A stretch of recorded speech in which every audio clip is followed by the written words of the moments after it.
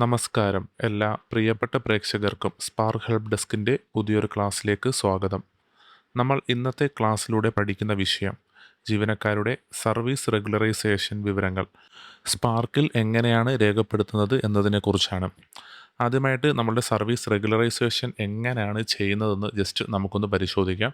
ഒരു ജീവനക്കാരൻ നമ്മുടെ ഓഫീസിൽ പുതുതായി നിയമിതനായി. ഈ ജീവനക്കാരൻ്റെ PSC വെരിഫിക്കേഷനും PSC സർവീസ് വെരിഫിക്കേഷനും പോലീസ് വെരിഫിക്കേഷൻ റിപ്പോർട്ടും നമ്മുടെ ഓഫീസിൽ ലഭ്യമായതിനു ശേഷം മാത്രമാണ് ഈ ജീവനക്കാരൻ്റെ സർവീസ് റെഗുലറൈസ് ചെയ്ത് നിയമനാധികാരി ഉത്തരവാകുന്നത്. ഇങ്ങനെ ഒരു നിയമനാധികാരി ഉത്തരവായിട്ടുണ്ടെങ്കിൽ ആ വിവരങ്ങൾ ഈ ജീവനക്കാരൻ്റെ സർവീസ് ബുക്കിലും, ഈ സർവീസ് ബുക്കുള്ള വ്യക്തിയാണെങ്കിൽ ഈ സർവീസ് ബുക്കിലും, ഫിസിക്കൽ സർവീസ് ബുക്കാണെങ്കിൽ ഫിസിക്കൽ സർവീസ് ബുക്കിലും നമ്മൾ രേഖപ്പെടുത്തേണ്ടതായിട്ടുണ്ട്. അതുപോലെ തന്നെ സ്പാർക്കിലും നമ്മൾ ഈ വിവരങ്ങൾ രേഖപ്പെടുത്തേണ്ടതായിട്ടുണ്ട്. അപ്രകാരം ഒരു ജീവനക്കാരൻ്റെ സർവീസ് റെഗുലറൈസേഷൻ വിവരങ്ങൾ സ്പാർക്കിൽ എങ്ങനെയാണ് രേഖപ്പെടുത്തുന്നത് എന്നാണ് നമ്മൾ ഈ ഒരു ക്ലാസ്സിലൂടെ പരിശോധിക്കുന്നത്. ആദ്യമായിട്ട് നമ്മൾ സ്പാർക്കിൽ DDO ലോഗിലാണ് പ്രവേശിച്ചിരിക്കുന്നത്. അതിൽ നമ്മൾ അഡ്മിനിസ്ട്രേഷൻ എന്ന ഭാഗത്ത് വന്ന് ഈ ജീവനക്കാരൻ്റെ റെഗുലറൈസേഷൻ വിവരങ്ങൾ ആദ്യം നമ്മൾ അൺലോക്ക് ചെയ്യണം. അൺലോക്ക് ചെയ്തതിന് ശേഷം മാത്രമേ ഈ ഒരു സ്ഥലത്ത് നമുക്ക് ആ ഒരു വിവരങ്ങൾ എൻ്റർ ചെയ്യാൻ കഴിയുകയുള്ളൂ. അതിനായിട്ട് നമ്മളിപ്പോൾ അഡ്മിനിസ്ട്രേഷനിൽ അൺലോക്ക് എംപ്ലോയി റെക്കോർഡ് എന്ന ഭാഗത്തു നിന്നും അൺലോക്ക് റിക്വസ്റ്റ് എന്ന ആ ഒരു ഓപ്ഷൻ തിരഞ്ഞെടുക്കുക. അതിൽ നിന്നും നമ്മുടെ ഡിപ്പാർട്ട്മെൻറ്റ്, ഓഫീസ്, അതുപോലെ തന്നെ ഏത് എംപ്ലോയിയുടെ വിവരങ്ങളാണോ നമുക്ക് അൺലോക്ക് ചെയ്യേണ്ടത് ആ ഒരു എംപ്ലോയിയുടെ പേരും നമ്മൾ ഇവിടുന്ന് സെലക്ട് ചെയ്ത് താഴോട്ട് വന്ന് ഏത് ഡീറ്റെയിൽസ് ആണോ നമുക്ക് അൺലോക്ക് ചെയ്യേണ്ടത്, ഈ വ്യക്തിയുടെ നമുക്ക് റെഗുലറൈസേഷൻ വിവരങ്ങളാണ് അൺലോക്ക് ചെയ്യേണ്ടത്. അതുകൊണ്ട് നമ്മൾ താഴോട്ട് വന്ന് റെഗുലറൈസേഷൻ എന്നതിൻ്റെ ലെഫ്റ്റ് സൈഡിലുള്ള ആ ഒരു ചെക്ക് ബോക്സിൽ ടിക്ക് ചെയ്യുക. വലതുവശത്ത് എന്തുകൊണ്ടാണ് നമ്മൾ ഈ വിവരങ്ങൾ എഡിറ്റ് ചെയ്യുന്നത് എന്നതിൻ്റെ ഒരു റീസൺ കൊടുക്കണം. അത് നമ്മൾ ജസ്റ്റ് എന്തെങ്കിലും കൊടുത്താൽ മതി. ഞാനിവിടെ ടു എഡിറ്റ് എന്ന് മാത്രമാണ് കൊടുക്കുന്നത്. അതിനുശേഷം ഫോർവേഡ് ഫോർ അപ്രൂവൽ എന്നതിൽ ക്ലിക്ക് ചെയ്ത് ഈ ഒരു അൺലോക്ക് റിക്വസ്റ്റ് നമ്മൾ അയക്കുകയാണ്. ഇത് നമ്മൾ DDO തന്നെ ആയതുകൊണ്ട് DDOക്ക് തന്നെ ഈ ഒരു വിവരങ്ങൾ അൺലോക്ക് അപ്രൂവൽ കൊടുക്കാം. അതും നമ്മൾ അഡ്മിനിസ്ട്രേഷൻ എന്ന ഭാഗത്ത് അൺലോക്ക് എംപ്ലോയി റെക്കോർഡ്സിൽ അൺലോക്ക് അപ്രൂവൽ എന്ന ഭാഗത്താണ് നമ്മൾ വരേണ്ടത്. അതവിടെ നമ്മൾ ക്ലിക്ക് ചെയ്ത് നമ്മുടെ ഡിപ്പാർട്ട്മെൻറ്റ്, ഓഫീസ്, അത് കണക്ക് തന്നെ ആ എംപ്ലോയിയുടെ പേര് ഇവിടെ ലിസ്റ്റ് ചെയ്യും. അതിനകത്ത് തൊട്ട് താഴെ നമ്മൾ അൺലോക്ക് ചെയ്യാനിട്ട ആ ഒരു വിവരങ്ങൾ ഇവിടെ വരും. ഇവിടെ റെഗുലറൈസേഷൻ മാത്രമേ ഉള്ളൂ. അതുകൊണ്ട് ആ റെഗുലറൈസേഷൻ്റെ ലെഫ്റ്റ് സൈഡിലുള്ള ആ ഒരു ചെക്ക് ബോക്സ് നമ്മൾ ടിക്ക് ചെയ്ത് അപ്രൂവൽ റിജക്ഷൻ കമൻസിൽ അപ്രൂവ്ഡ് എന്ന് കൊടുത്ത് നമ്മൾ തൊട്ട് താഴെയുള്ള ആ ഒരു അപ്രൂവ് ബട്ടണിൽ ക്ലിക്ക് ചെയ്യുന്നതോടുകൂടി റെഗുലറൈസേഷൻ വിവരങ്ങൾ അൺലോക്ക് ആയിട്ടുണ്ട്.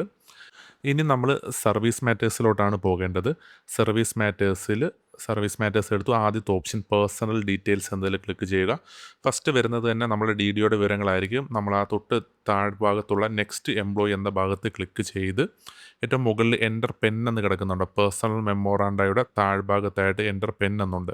അവിടെ ഏത് ജീവനക്കാരൻ്റെ സർവീസ് റെഗുലറൈസേഷൻ വിവരങ്ങളാണോ നമ്മൾ എൻ്റർ ചെയ്യാൻ പോകുന്നത് ആ ജീവനക്കാരൻ്റെ പെൻ അവിടെ രേഖപ്പെടുത്തി കൺഫേം കൊടുക്കുക. കൺഫേം കൊടുക്കുന്നതുകൂടി ആ ജീവനക്കാരൻ്റെ പ്രൊഫൈലൊക്കെ നമുക്ക് അവിടുന്ന് കാണാൻ കഴിയുന്നതാണ്. അതിൽ മുകളിൽ ആ ഒരു മെനു ഇതിൽ മൂന്നാമത്തെ ഭാഗത്തായിട്ട് നമുക്ക് നോക്കുമ്പോൾ റെഗുലറൈസേഷൻ എന്ന ആ ഒരു ഓപ്ഷൻ നമുക്ക് കാണാൻ കഴിയുന്നതാണ്. അവിടെയാണ് നമ്മൾ ക്ലിക്ക് ചെയ്യേണ്ടത്.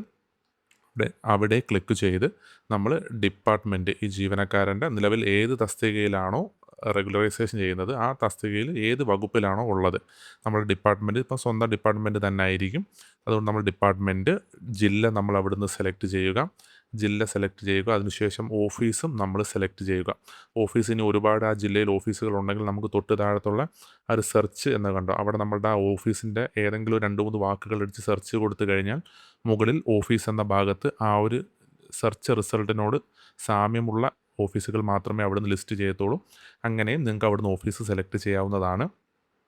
അതിനുശേഷം ഡെസിഗ്നേഷൻ എന്ന ഭാഗത്ത് ഏത് ഡെസിഗ്നേഷനിലാണോ നമ്മൾ സർവീസ് റെഗുലറൈസേഷൻ ചെയ്യുന്നത് ആ വിവരങ്ങൾ രേഖപ്പെടുത്തുക. ഇവിടെ ക്ലർക്ക് ആയതുകൊണ്ടാണ് ഞാനത് കൊടുക്കുന്നത്. Date of joining in government service ഡിഫോൾട്ടായിട്ട് അവിടെ വരും. ആ ഒരു തീയതി വെച്ച് തന്നെ ആയിരിക്കും നമ്മുടെ സർവീസ് റെഗുലറൈസ് ചെയ്യുന്നത്. അപ്പം റെഗുലറൈസേഷൻ വിത്ത് എഫക്റ്റ് ഡേറ്റ് നമ്മൾ ജോയിൻ ചെയ്ത അതേ ഡേറ്റ് തന്നെ അവിടെ കൊടുത്താൽ മതിയാകുന്നതാണ്. അതിനുശേഷം ഓർഡർ നമ്പർ നമ്മൾ സർവീസ് റെഗുലറൈസേഷൻ ചെയ്ത് നമ്മളുടെ ഓഫീസിൽ എന്ന് പറഞ്ഞാൽ നിയമനാധികാരി ഒരു ഉത്തരവിറക്കുന്നതാണ്.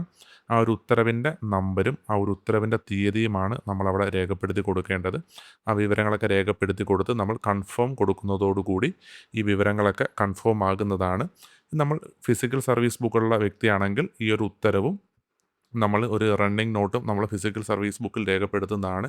ഇനി ഈ സർവീസ് ബുക്കുള്ളൊരു വ്യക്തിയാണെങ്കിൽ നമ്മൾ ഇവിടെ ജസ്റ്റ് ഈ ഒരു റെഗുലറൈസേഷൻ ഡീറ്റെയിൽസിൽ ഈ വിവരങ്ങൾ രേഖപ്പെടുത്തുമ്പോൾ തന്നെ ഈ വ്യക്തിയുടെ ഈ സർവീസ് ബുക്കിൽ പേജ് നമ്പർ 9 ഈ വിവരങ്ങളൊക്കെ അവിടെ വരുന്നതാണ്. അതുകൊണ്ട് പ്രത്യേകിച്ച് മറ്റൊരു എൻട്രി വരുത്തേണ്ടതില്ല ഈ സർവീസ് ബുക്കുള്ളവരുടെ കേസിൽ.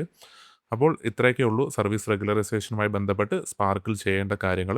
ഈ ഒരു ക്ലാസ്സുമായിട്ട് ബന്ധപ്പെട്ട് എന്തെങ്കിലും സംശയങ്ങൾ ഉണ്ടെങ്കിൽ കമൻ്റായിട്ട് രേഖപ്പെടുത്തുക. നമുക്ക് പുതിയൊരു ക്ലാസ്സുമായിട്ട് വീണ്ടും കാണാം. നന്ദി.